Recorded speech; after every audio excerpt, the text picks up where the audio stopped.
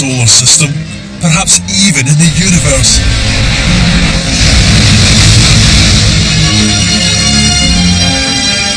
My name's Ian Stewart, and I want to show you how our planet works.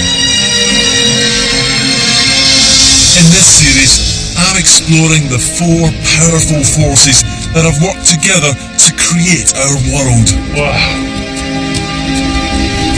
Volcanoes, the oceans, ice. But this week, it's the atmosphere. The most finely balanced of all the forces. But the one that has the greatest power over our lives. It's easy to take the air we breathe for granted. It's invisible. But we depend on it completely. The atmosphere creates our climate and protects us against the cold hostility of space. And it provides oxygen to fuel our bodies. But now, our atmosphere is changing. My God! With potentially devastating consequences. Our atmosphere is full of contradictions. It's immensely powerful and yet it's incredibly sensitive. It's destructive. And at the same time it protects us.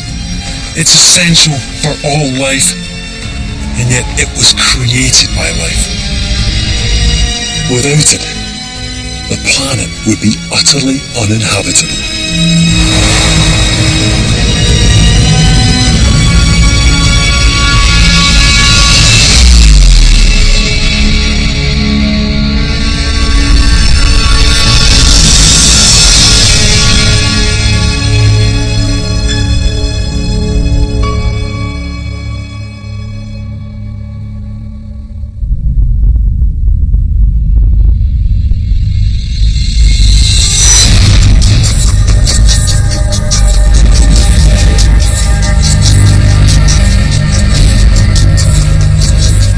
I've come to South Africa for something very special. A personal tour of the atmosphere.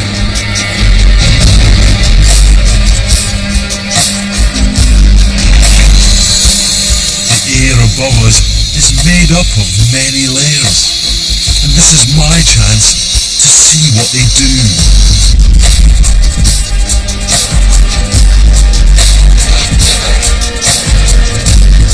I'm going to take a ride on a jet, and not just any jet. This one is one of the fastest planes on the planet.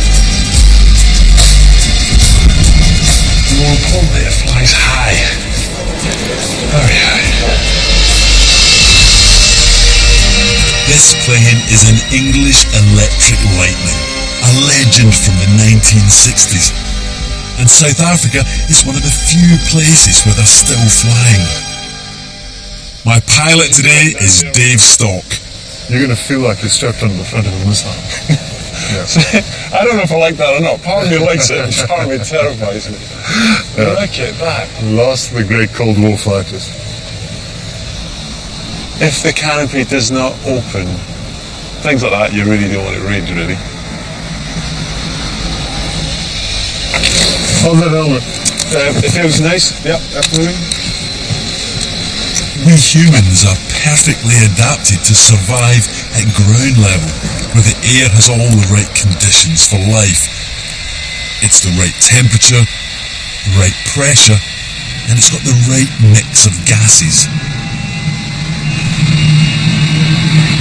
Down here there's plenty of oxygen about, but after about 3 kilometres, the air's so thin that there's not enough oxygen to breathe. So if you didn't have this mask, you'd slip into unconsciousness. I better put it on.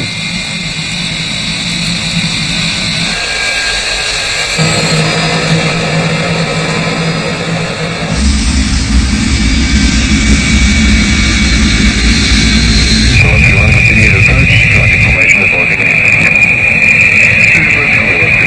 Oh, this is great.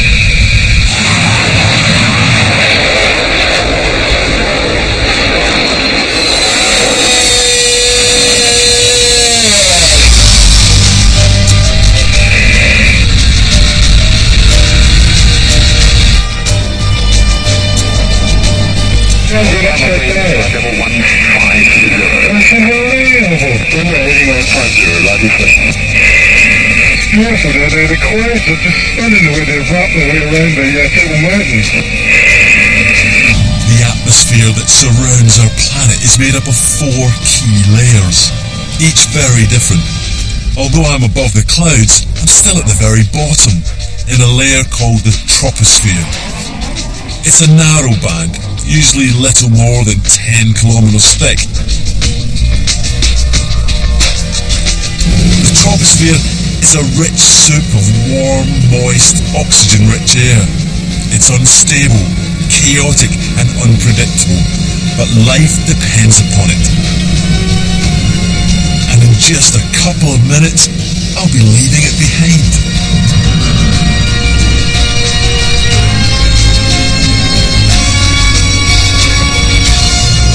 This is a high-tech jumbo jet cruise. Oh yeah. Wow.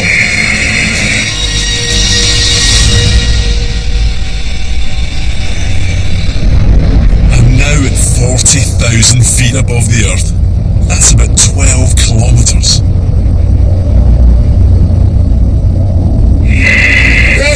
The press is less than 20% of what it is in the ground, and the temperature at minus 60 degrees centigrade. Just a bit higher, and there's no pressure that we have our body fluids would boil at 30 seconds, so I'm pretty glad to be in here.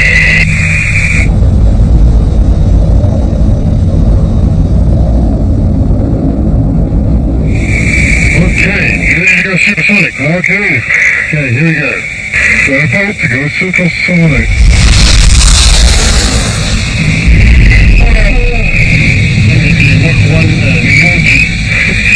Oh, that's a G-spot.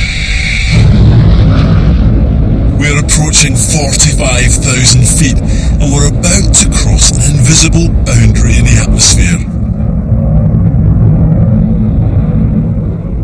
We're leaving behind the first layer, the troposphere, and entering the stratosphere. A very different place.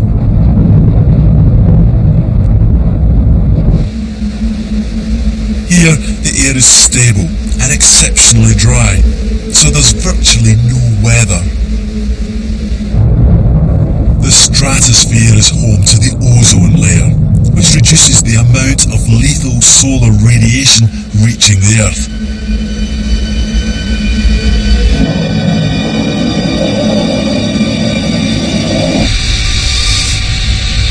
We've reached 50,000 feet, or 15 kilometers.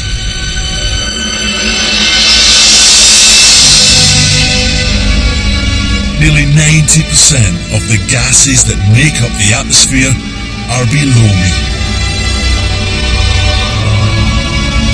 Absolutely nothing above me. Black sky. Black sky, wow, dark blue. Yep. This is the highest I've ever been.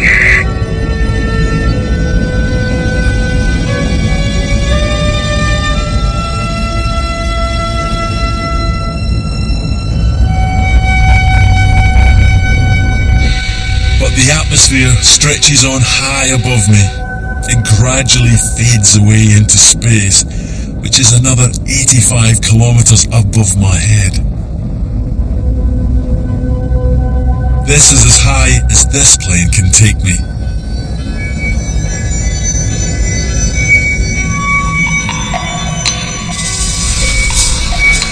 The return to Earth is even quicker than the journey up.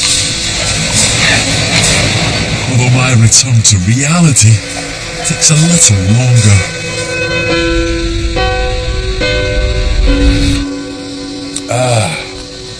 Terra firma, eh? Fantastic.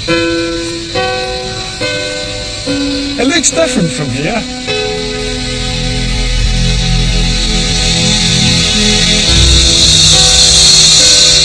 Years. But almost 50 years ago, one man went much, much higher than me, and he experienced the atmosphere in a completely different way.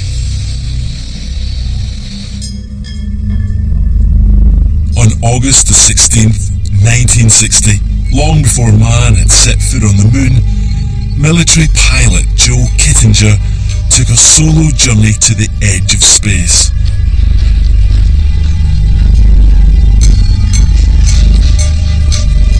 Not in a rocket, but in a giant helium balloon.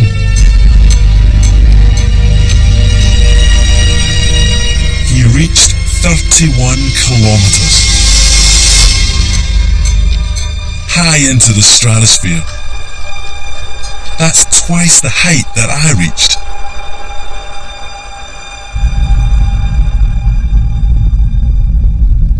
Then Kittinger did something astonishing.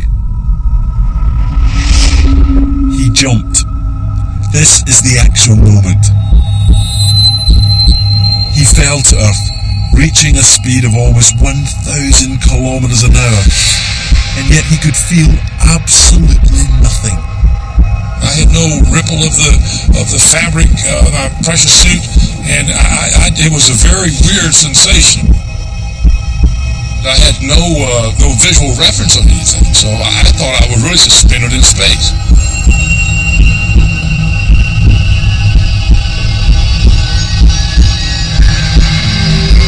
Only when he re-entered the troposphere, the lower atmosphere, did he experience the deafening, reassuring roar of air rushing past him.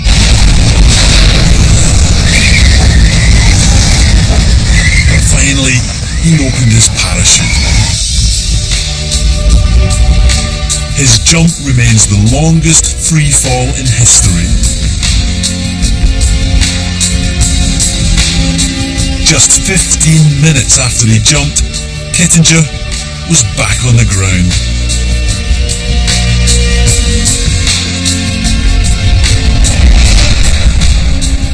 Falling from over 30 kilometers high, Kittinger had plummeted through 99% of the gases that make up the atmosphere. 15 minutes before I'd been at the edge of space, and now to me I was in the Garden of Eden.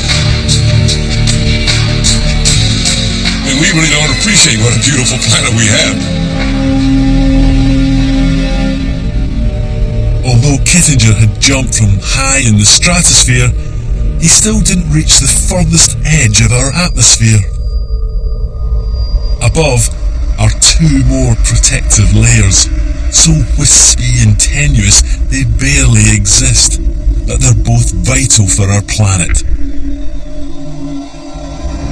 Beyond the stratosphere, at about 50 kilometers, lies the third layer, the mesosphere. It's this layer that protects us from meteors. When we see a shooting star, it's actually a meteor burning up high in the atmosphere. The mesosphere is also home to a strange phenomenon called noctilucent clouds. They're thin, wispy clouds that can only be seen at sunset when they're illuminated from beneath by the low sun. Finally, beginning at 85 kilometers, there's the fourth layer, the thermosphere. The atmosphere is so thin here that beyond 100 kilometers is declared to be the beginnings of space.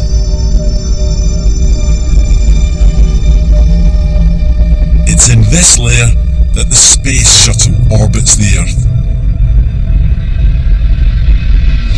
It's also out here that the sun's lethal solar wind is intercepted by Earth's magnetic field and diverted towards the poles, creating the aurora.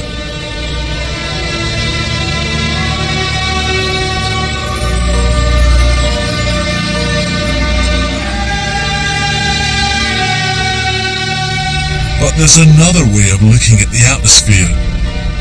If you could unwrap the atmosphere from the surface of the Earth and put it all into a ball, this is what it would look like.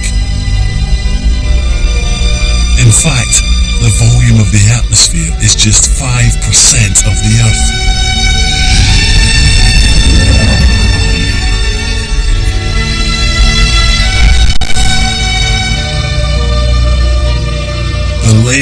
we spend our lives in, the troposphere is just a narrow band. It's that thin blue line around our planet. It's a finely balanced mixture of different gases essential for life. But it also has a physical presence.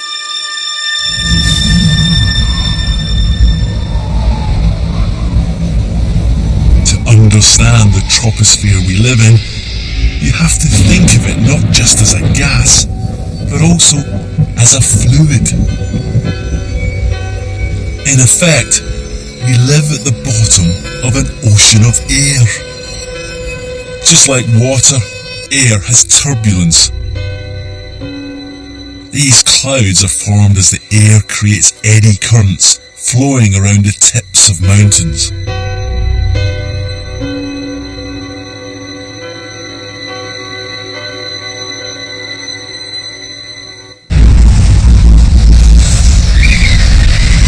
Tornadoes are like giant whirlpools.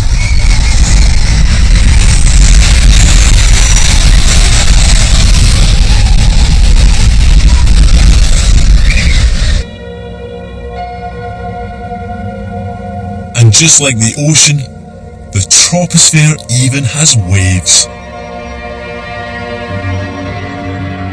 This cloud in Queensland, Australia, is actually the largest wave in the world. It can reach 2 kilometers high.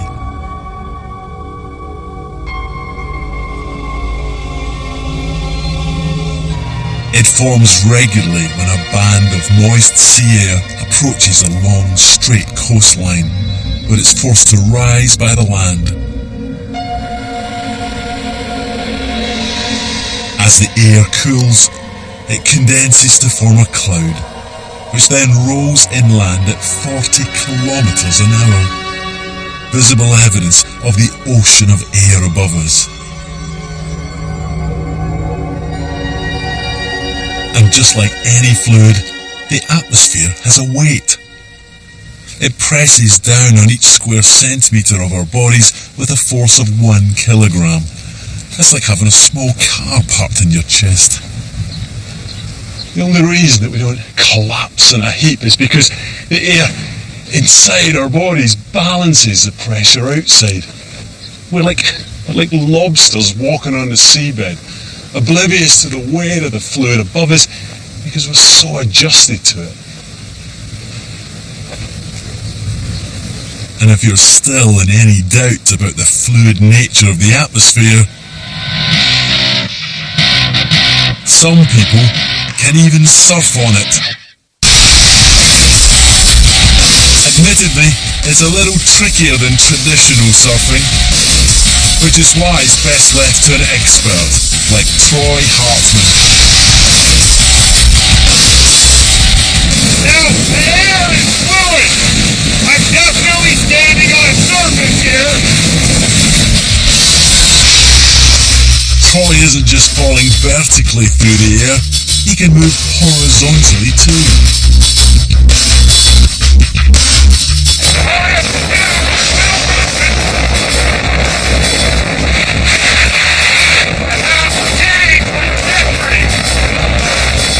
It's like a runner!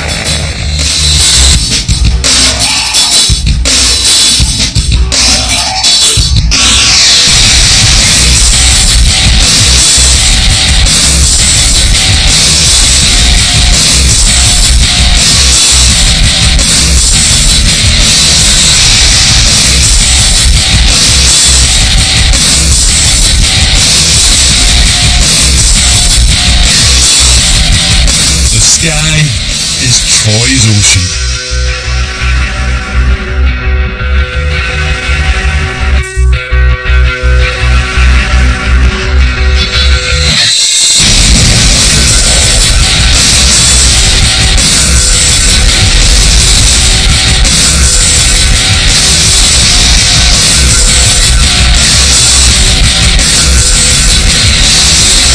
Woo!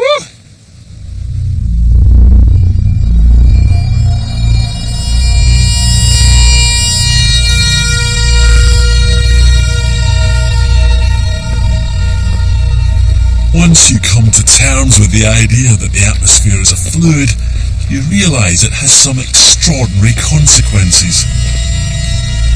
One of them is that Earth's atmosphere is capable of shaping the surface of the planet, even cutting through solid rock.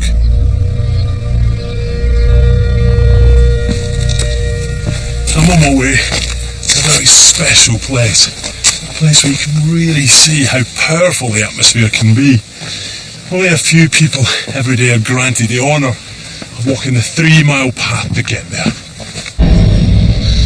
But there's a good reason for that. This rock formation in Arizona is one of the most precious geological sites on the planet. Wow, look at this. It is so beautiful. Look at it. It's like being inside a giant sculpture, a geological piece of art.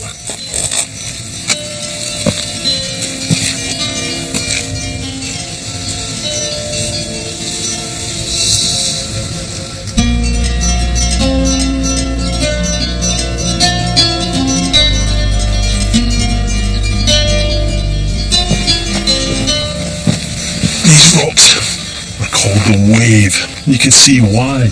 The giant curvaceous shapes look as if they've been carved out by water. Instead, they've been sculpted by a different fluid motion, the wind.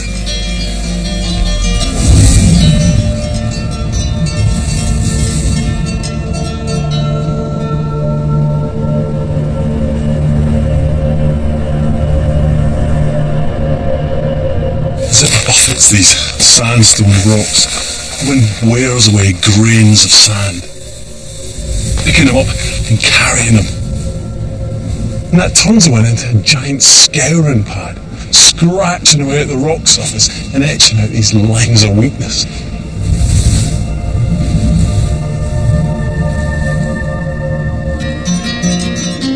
This place has formed over hundreds of thousands of years, which may seem a long time, but in geological terms, this is a blink of an eye, which just goes to show the raw power of the air around us.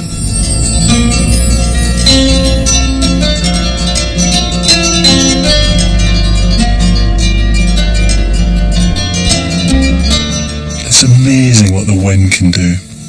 And when you look at something like that, you realise the power of the atmosphere. It's constantly at work, constantly shaping the land.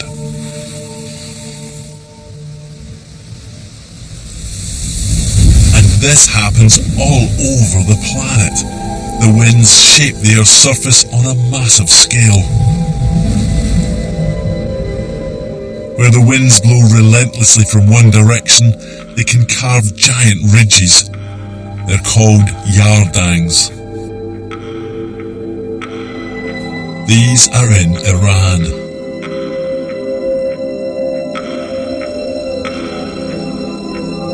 While these are in northwest China. But this scouring doesn't just shape the land. It's only the first stage of a process that transports many vital ingredients needed for life all around the planet.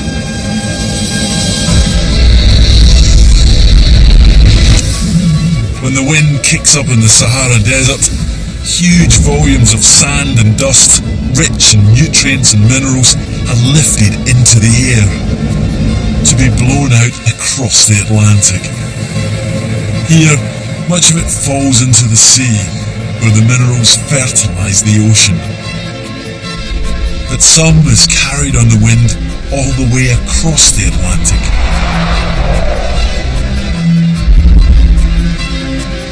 To the Amazon rainforest of South America.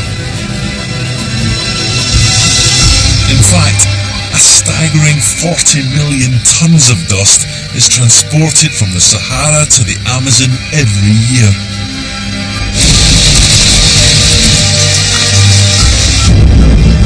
Here, the rain washes it out of the atmosphere and onto the forests below. where it's a vital source of nutrients that keep the rainforest healthy.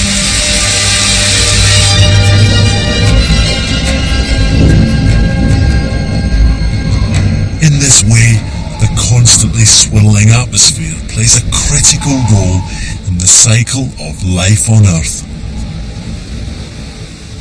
But this constant churning of the air around us is fundamental to how our planet works in another, much more direct way. It creates the weather. At the heart of everything is heat. All weather, from the gentlest breeze to the fiercest hurricane, is a result of heat moving in the atmosphere.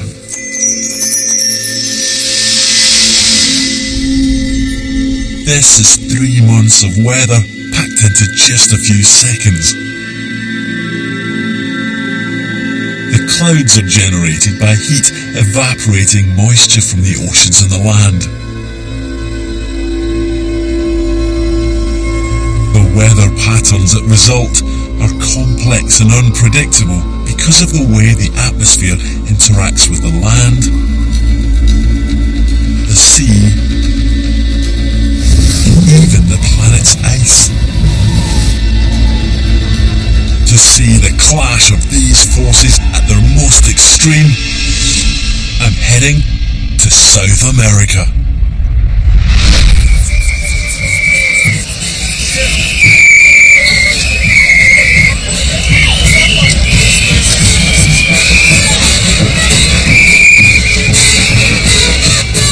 This is the Festival de la Pachamama. It's a noisy celebration by villagers here in Purmamarca in Argentina. It's a serious business to this, because this carnival is an offering. It's a request for a good harvest. And the god that they're pleading to is Pachamama, Mother Earth, controller of the weather.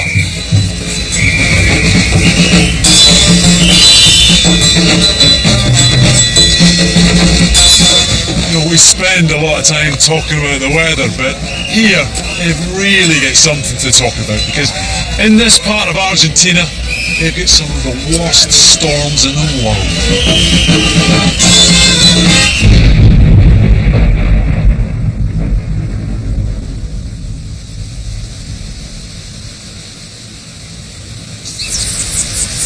Scientists work out where the stormiest places in the world are by counting the number of lightning strikes in a year. It might not look like it, but this region is at the top of the league tables. It seems curious that the storms should be so bad here. This is such a peaceful landscape right now. But when you know the clues to look for, this has got everything you need to brew a really rip-roaring storm. This landscape is the perfect arena for 2 very powerful masses of air to clash, each with their own very different qualities.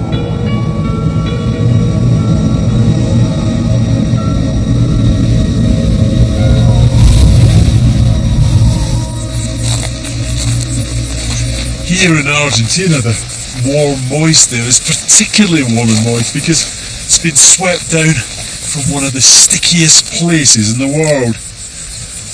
Just to the north of me here is the Amazon basin. And the cold air is particularly cold because it's been channeled up from the South Pole down there. This combination is a recipe for trouble. The extreme turmoil caused by the cold and warm air clashing is what drives a storm. But there's another feature of this landscape that makes storms particularly frequent and intense in this region.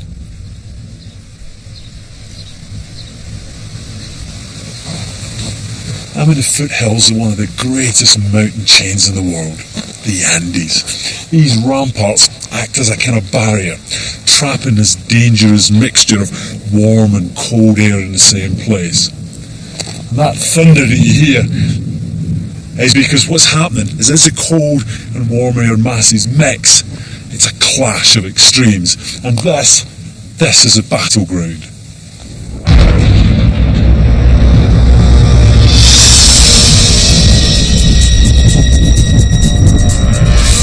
Storms are gathering in the mountains, so that's where I'm heading. I'm hoping to see some of the lightning this region is famous for.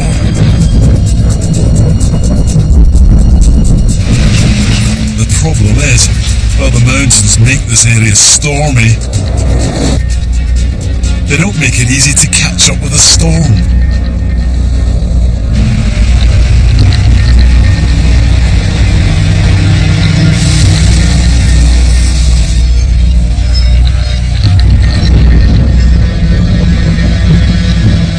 Right now, all I see is a black sky in front of me. It's just a wall of dark cloud and dust. I mean, what we haven't seen is lightning, or I haven't seen it.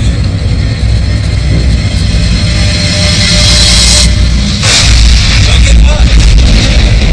I think I spoke too soon. It's quite beautiful, actually.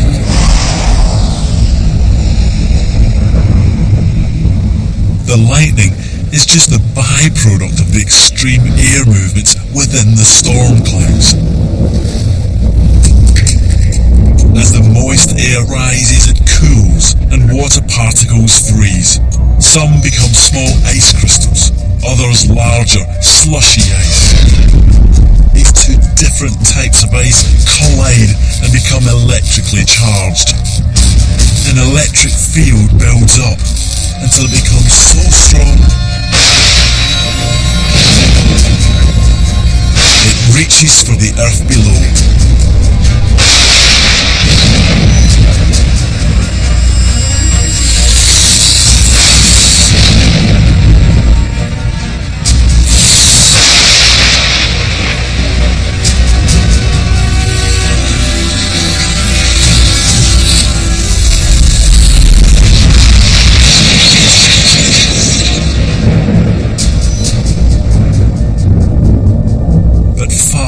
In the atmosphere is a much more elusive, much more exotic form of lightning.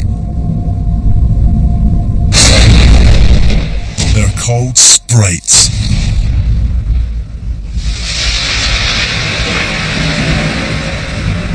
This is a type of lightning that doesn't strike down towards the ground, but instead reaches upwards, sometimes as far as 75 kilometers high into the mesosphere.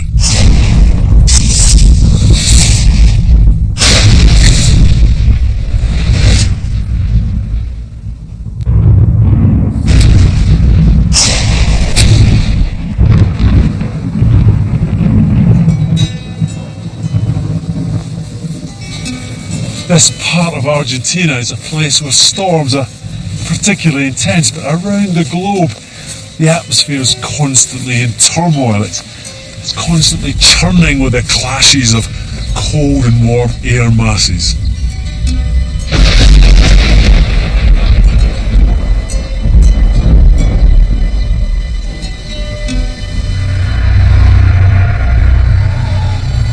We've seen the power of the atmosphere to shape the planet and create the weather. But it's the relationship between the atmosphere and life that has made our planet unique in the solar system. To understand how this vital relationship evolved, you have to go back to the very beginning of Earth's long history. The planet's atmosphere was created shortly after the Earth was formed 4.5 billion years ago.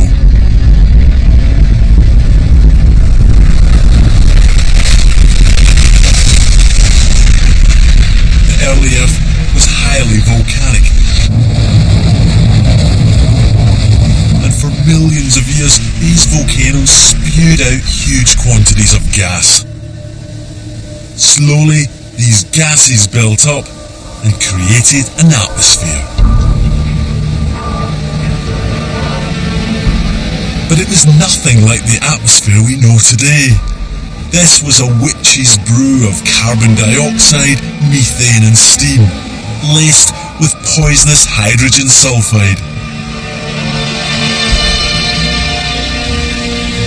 There was no sign of the gas we humans depend upon, oxygen. This lethal mix was to endure for something like 2 billion years. Until something unexpected began to transform the atmosphere. Primitive life.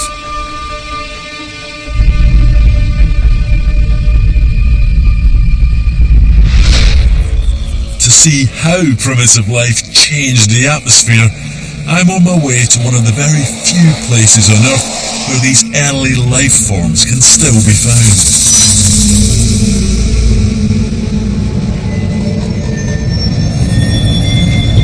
Just desert scrub and empty road. Welcome to the Australian outback.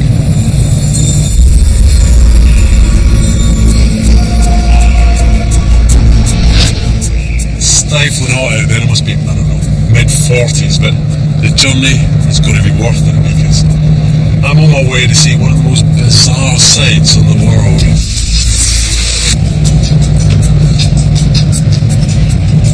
Hey, a car! It's the first car I've seen in about 2 hours now.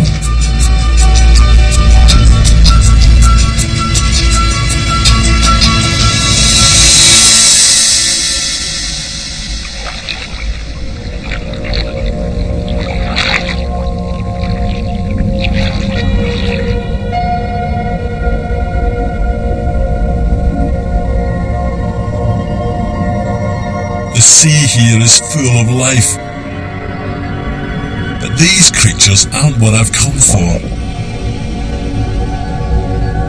It's these curious lumps I'm interested in.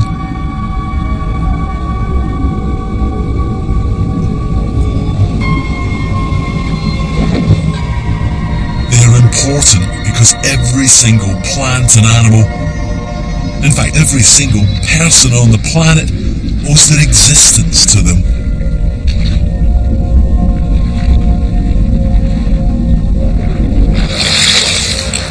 These bizarre blobs look like boulders washed up on the foreshore, but they're not. They're actually alive. These lumps are one of the earliest forms of life on Earth. They're called stromatolites.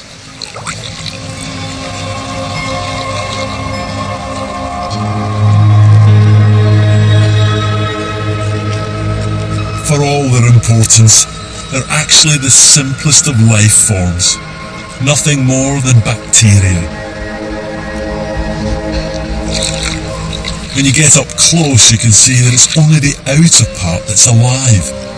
It's a layer of bacteria that secretes a thin film of slime, which builds up layer upon layer.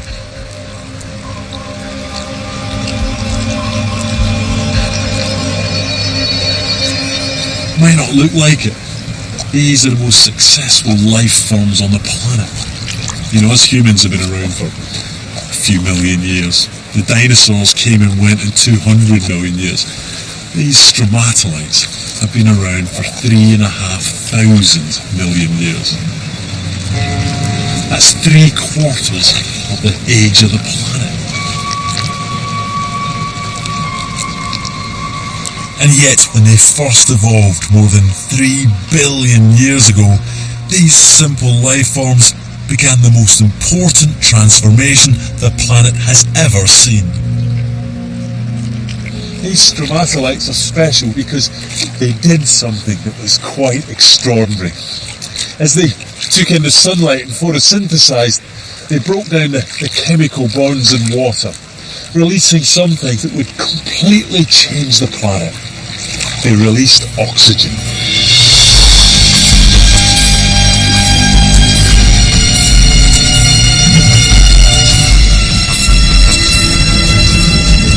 Stromatolites were the first life to photosynthesize and release oxygen into our world.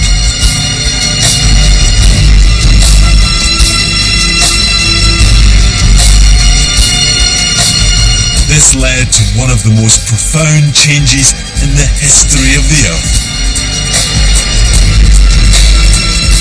Ultimately, the planet would have an atmosphere rich in oxygen. But before that could happen, something got in the way.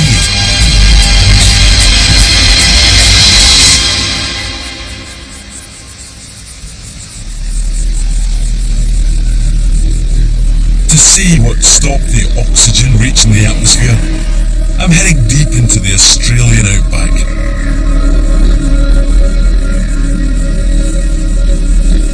Although this area is dry and dusty now, 2.5 billion years ago, these rocks were formed beneath the sea. And they hold the key to what happened to the oxygen. Back then, the seas were rich in iron that was dissolved in the water. When the oxygen given off by the stromatolites met the iron, they bonded together. The result? Huge amounts of iron oxide formed, or as we usually know it, rust. It was this reaction that stopped the oxygen leaving the sea. The rust fell to the bottom of the sea and it built up as layers. And you can... Oh, this is so hot. You can see these layers right here. I mean, this is metal, that's why it's so hot. You can see the layers in the fine, colourful banding on this rock. Here, it's on a tiny scale, but on this cliff, it's on a massive scale. The layers of rust were laid down all across the world, eventually turning into seams of iron ore.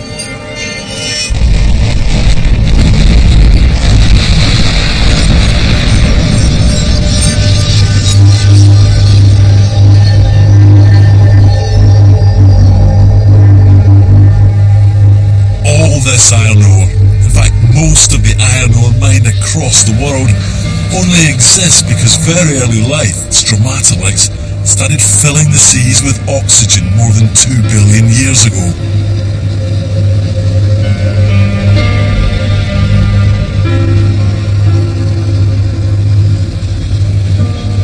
But that was just the very beginning of how oxygen changed our planet. The rusting of the oceans could not go on forever. Eventually, the iron in the sea ran out, but the oxygen was still going strong. It wasn't finished yet. There was only one place for the oxygen to go. It left the oceans and filled the atmosphere. No event has been more important to the story of life on our planet.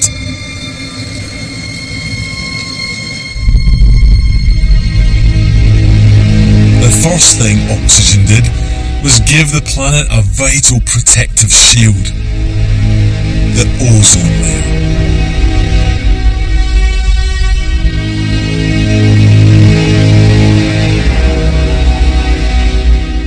It shielded the planet from lethal ultraviolet radiation coming from the sun, allowing complex life to flourish on the surface of our planet. The concentration of ozone in the atmosphere is revealed in this colour-coded image.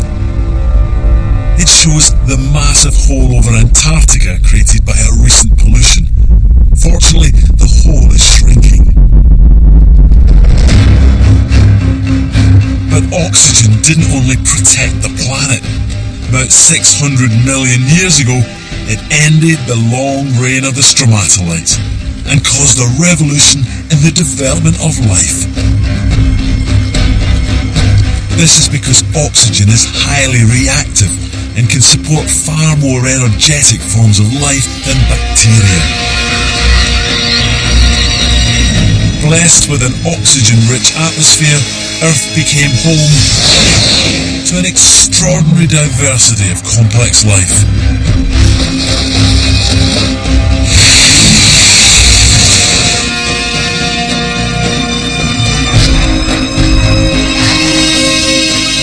ultimately to us.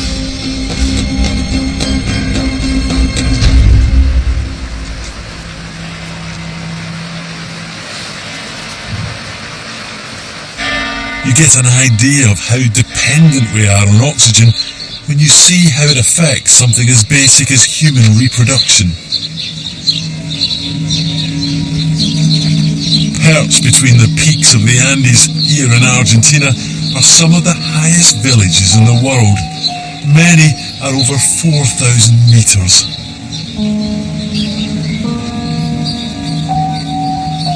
Andean peoples have settled in these high villages for over 1,000 years because there's money in those mountains, precious metals like copper, silver and gold.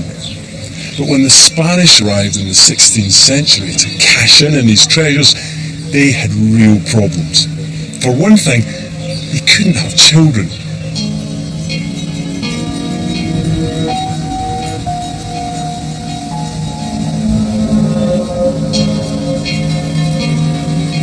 Baby after baby was miscarried. In fact, records show that in the highest Andean town, it was 53 years before any of the immigrant Spanish women successfully gave birth. The problem was the altitude. Up here, the atmosphere is much thinner. Oxygen levels are about half what they are at sea level. And you can really feel it. A splitting headache. Keep having to take these deep breaths. And it was this lack of oxygen that stopped the Spanish from having children. There just wasn't enough of it getting to the unborn child, and so they either died in the womb or shortly after birth. The newly arrived Spanish, like most people, were used to breathing air at sea level, which is 21% oxygen, and the human body has evolved to function at this level.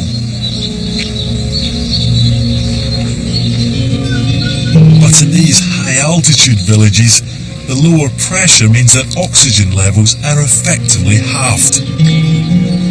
Over countless generations, the Andeans had adapted to deal with this, but the Spanish immigrants struggled.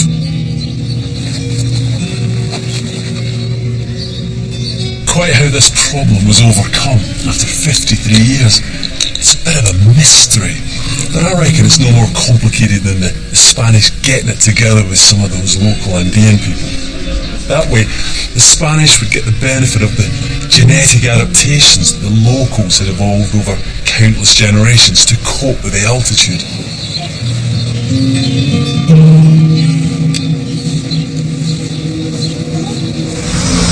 Even Andean peoples wouldn't be able to live permanently above 5,000 meters. Higher than this, and human reproduction is impossible. In other words, oxygen sets a limit to the very existence of our species.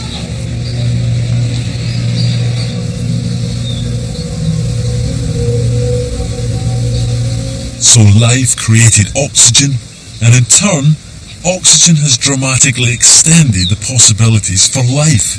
And you might think that for us, there's no more important gas in the atmosphere. But you'd be wrong.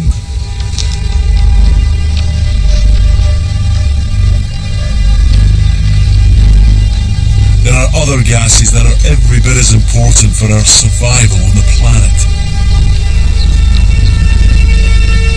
These are the greenhouse gases, like carbon dioxide, that, as we've seen, are pumped out from volcanoes.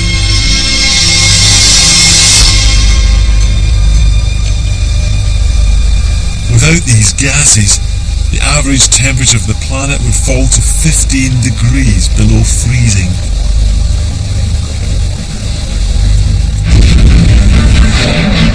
But now we're releasing extra carbon dioxide into the atmosphere by burning carbon-based fossil fuels like coal and oil and gas. Throughout Earth's history, as carbon dioxide levels in the atmosphere have changed, so has the temperature of the whole planet. In fact, it's now becoming clear that even relatively small changes in carbon dioxide could begin a chain reaction. And this would lead to unexpectedly large changes in our climate. To find out what this might mean for our future, I'm off to Siberia.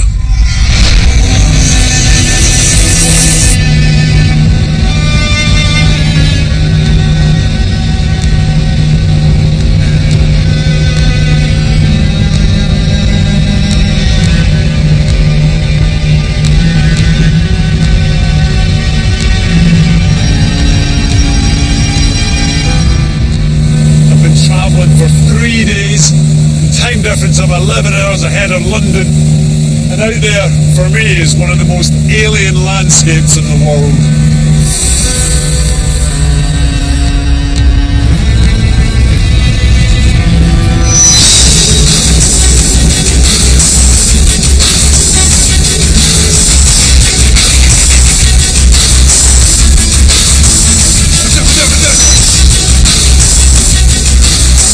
This is one of the remotest and coldest regions on the planet.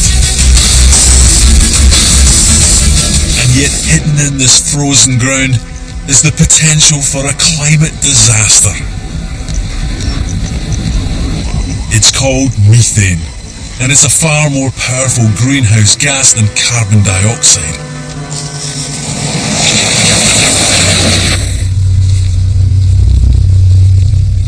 That's what I'm looking for.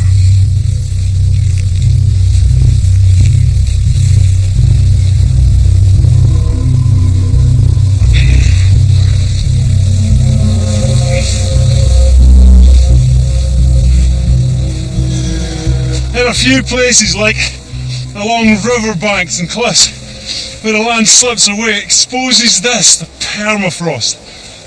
It's nice to get my hands on it.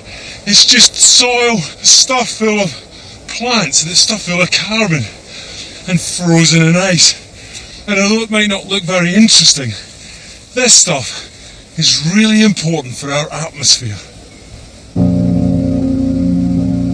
That's because sealed in the permafrost are all the ingredients needed to create methane.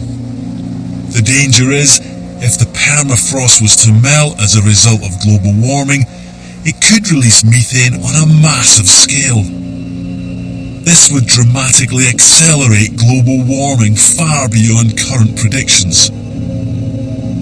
Worryingly, here in Siberia there are signs the permafrost is already starting to melt.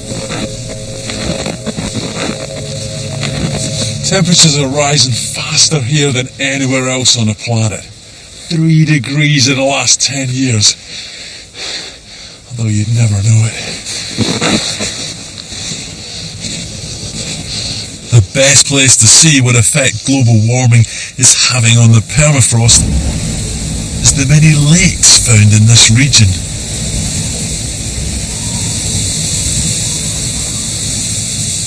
And that's what's brought ecologist Katie Walter to this frozen wasteland. She believes she's already detected the first signs that methane is being released from the permafrost. Inside the permafrost is a very large volume of dead plants. And what's happening is that the permafrost is melting and thawing and slumping into the bottoms of the lakes. Those dead plants thaw out and they ferment in the bottom of the lake, and methane is the byproduct. Methane comes out. If Katie's right, then we should be able to find methane almost everywhere.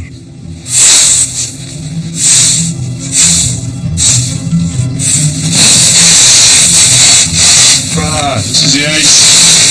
That's the ice. Thanks. Look at that. That's beautiful. Oh, there's bubbles.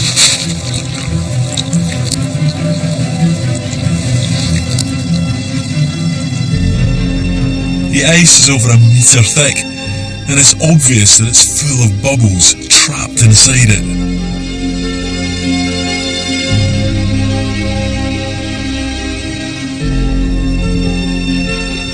The trouble is, it won't stay trapped in these bubbles for long. When the ice thaws in spring, the gas will escape. Methane is a greenhouse gas that's 23 times stronger than carbon dioxide. So we're very interested in understanding how much methane is coming out of these lakes. There's one sure way to check just how much methane is in these bubbles, because it's highly flammable. Wow! My God!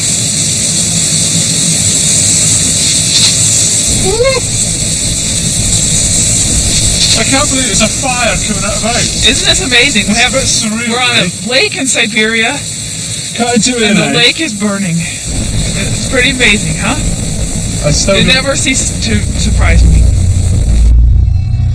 Alarmingly, these bubbles can be found all over the place, which means there must be enormous amounts of methane trapped here.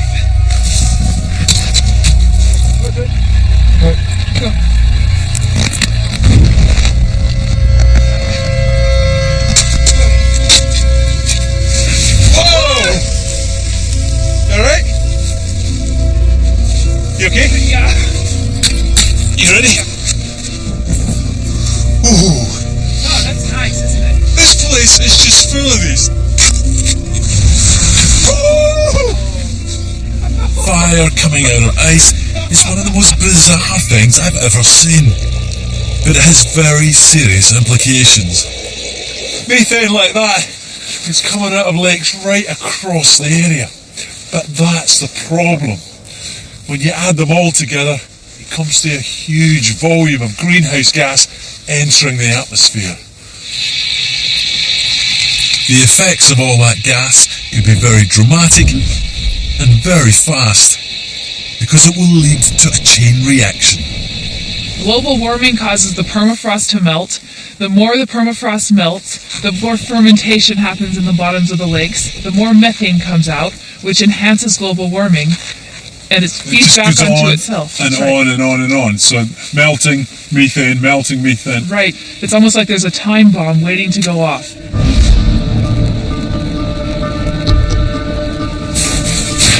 And it's potentially a very big time bomb.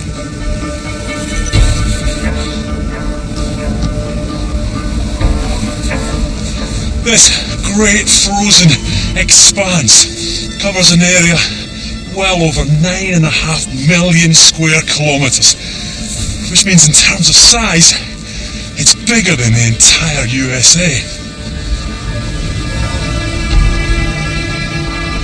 If the permafrost was to melt, it would multiply the amount of methane in the atmosphere by a factor of 10. That would be certain to speed up global warming, but by how much and with exactly what consequences, no one can really say yet. It all comes down to the fickle nature of the atmosphere. A change in one ingredient, like the level of methane, can mean a dramatic shift in climate.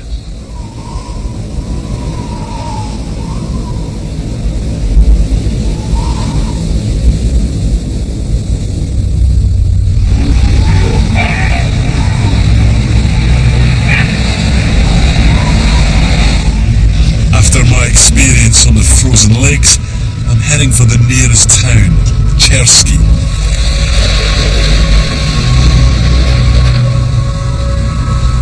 It's a Soviet-era settlement that's locked in ice for 6 months of the year. The people who live here are a reminder that the human race can adapt to cope with an extraordinary range of conditions. But what we've not had to deal with is a climate that's changing at incredible speed.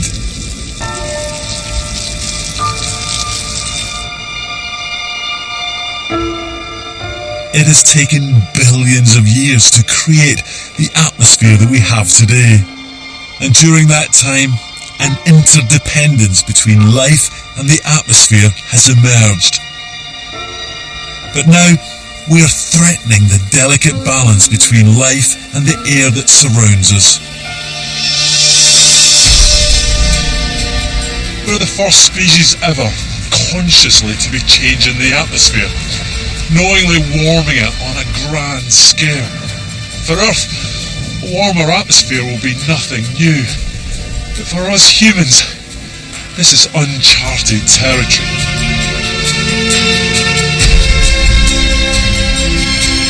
Because now we're in the vulnerable position of having placed ourselves at the mercy of the most fickle of all forces, the atmosphere.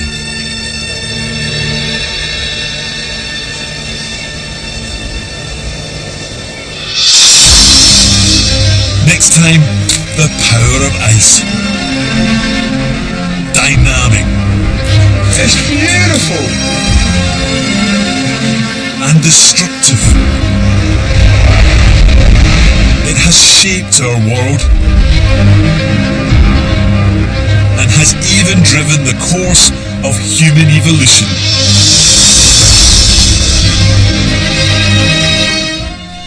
The series continues next here on BBC HT.